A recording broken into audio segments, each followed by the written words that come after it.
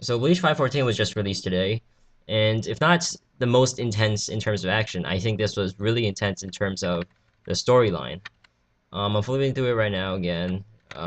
And so originally in the previous chapter, I was predicting that there has to be something to do with Ichigo's mother, and in this case, it was verified that Ichigo's mother was a Quincy, and she died saving Ichigo, but we don't know why she died saving Ichigo because she was fighting a really weak Hollow at the time. It was the Grand Fisher, and Ishin Kurosaki just got rid of him in like half a second.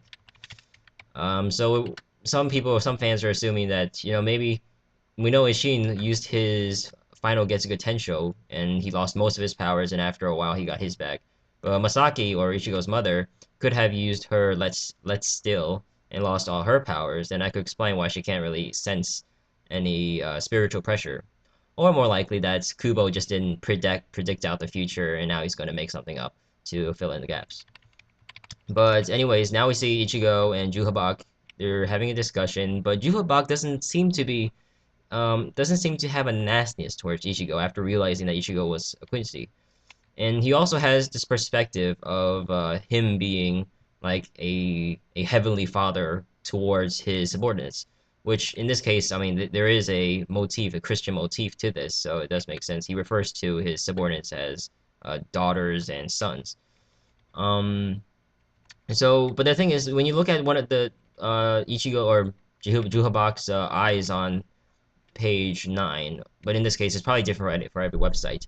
He is very curious about Ichigo, as many of the enemies are. But in this case, it's like as if Juhabak knew about Ichigo all the time, about what he is, and it actually seems like Juhabak might be related to Ichigo, and it's been theorized by many fans that maybe Masaki was Juhabak's daughter or some sort of lineage to Juhabak.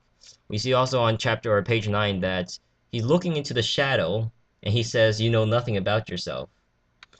That usually means that when people say that, it's like I've seen in many movies where someone talks to a family member and the family member doesn't recognize them, and so the character looks into some place just out in the distance and says, "You can't remember yourself, or you don't remember yourself, or you don't know yourself," and then proceeds by turning back to explaining. And this looks exactly like the case I see in all these movies where he just looks away and then looks back to explain it.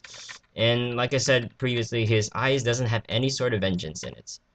And he says, "You don't know where was it? Okay, you know nothing about yourself." And then Ichigo is like, "Oh, what are you saying?" Because he's obviously confused. And he says, "Not even dot dot dot about your mother." So we find out in this chapter that Ichigo is a Quincy by blood, just like he's a Shinigami or a Death God by blood as well.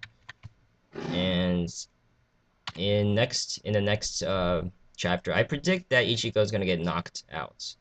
We saw him break his sword, but Ichigo or Juhabak was proceeding to leave back into Vanderreich. But I think Ichigo is still going to try and fight him, and with a broken sword, he's definitely not going to defend against Juhabak's next attack much, which will probably knock him out, and then he'll probably just be carried back with him into the Vanderreich.